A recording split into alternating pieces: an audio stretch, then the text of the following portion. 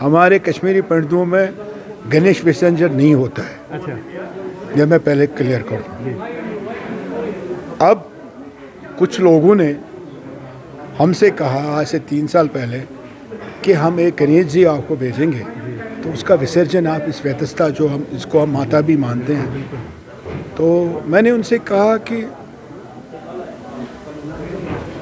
कश्मीर हिंदुस्तान से नहीं जुड़ा, लेकिन हिंदुस्तान कश्मीर से जुड़ जाएगा अगर ये हम विसर्जन करेंगे। ये हमारी मैसेज थी उनको। तो उन्होंने फिर भेजे परसों, पिछले साल भी और इस साल भी। तो इसका यही है कि जो लोग यहाँ से जाते हैं कुछ अच्छी बातें लेके जाते हैं, कुछ बुरी बातें लेके जाते हैं, लेकिन हम ही जानते हैं जो कश्मीर में पिछले 35 साल से रह रहे हैं, और जब यहाँ पे इतने हालात ख़राब थे तो हमारा जो हवन होता था वो उस समय भी इस गणपति मंदिर में होता था और आज भी होता है। 2003 में हमने एक मूर्ति लाई थी, 2003-2004 याद नहीं मुझे, तो हमने एक मूर्ति मंगवाई थी, ये चुक्कू साहब ने मंगवाई थी। तो उसका हमने पूजा पाठ किया, फिर हमने विसर्जन किया उस समय पे। लेकिन फिर बीच में नहीं कर पाए बहुत सारी वजहों की वजह से। और ये हमारा यही मैसेज है पूरे हिंदुस्तान को, पूरे विश्व को। कश्मीर आप सिर्फ बायसरन के आंखों से मत देखिए, पुलवामा के आंखों से मत देखिए, आप उन आंखों से देखें कि अभी हमारा एक मुसलमानों का एक बहुत बड़ा दिन आ रहा है 5 तारीख को, अगली शुक्रवार को, जिसको ईद मिलाद उन नबी कहते हैं, पीस बी अपॉन हिम।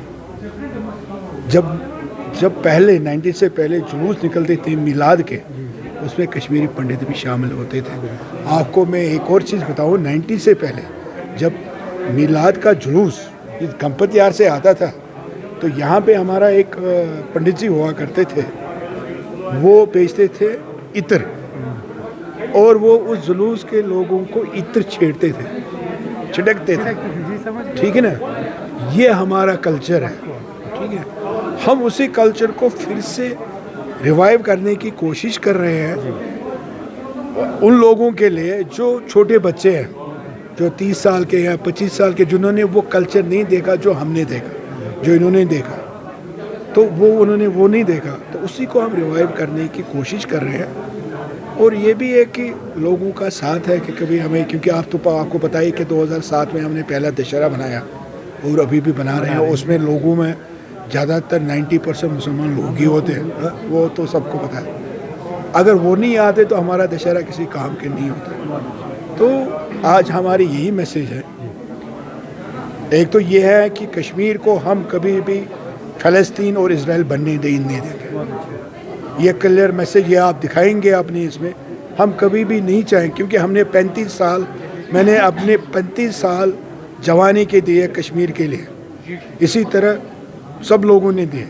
अब हमें इसी से हमें प्रार्थना कर रहे हैं कि इस मुसीबत से बचाए, और जो नागैनी बलाएँ जिसको कहती हैं, जो अभी जो क्लाउड बर्स्ट हो रहे हैं, जो सैलाब सब नेचुरल कैलेमिटी, उससे हमें बचाइए।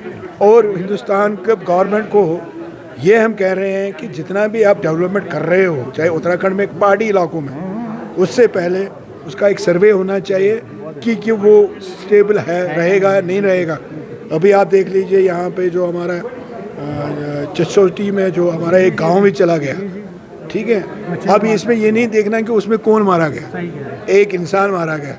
गलती किसकी है? गलती उन लोगों की है, उन इंजीनियरों की है जिन्होंने वहाँ से प्रोजेक्ट बनाए। और ये जो इकोलॉजिकल जो इनबैलेंस हो रही है, ये नहीं होना चाहिए। तो ये मैसेज है यहाँ से, और यहाँ से यही मैसेज भी है, हमें अमन और चैन से रहने दीजिए, हमें तंग मत कीजिए। हम मुजफ्फर और संजय हम ठीक है, हम एक दूसरे से लड़ाई भी करते हैं, लेकिन तो एक दूसरे के साथ प्यार भी करते हैं, मोहब्बत से रहते हैं।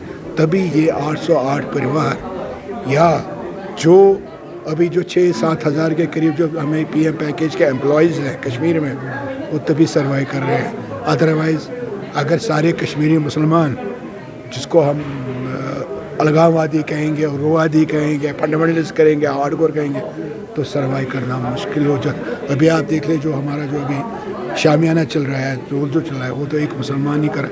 अगर इसने नहीं माना होता तो हम कहाँ से एक हिंदू को लाते। तो ये अभी भी ये ऋषियों मुनियों और सूफी संतों की ज़मीन है, और हम उनके औलाद हैं। जो उन्होंने हमें सिखाया है, हम सबसे यही प्रार्थना करते हैं कि वो आगे बढ़ाए। आपको मैं यही, आप दिखाएंगे नहीं दिखाएंगे, 92 में कुछ लोगों ने कुछ मजहबी जगहों को, जिसको मुसलमान भी मानता है और हिंदू भी मानता है, उसको जलाया।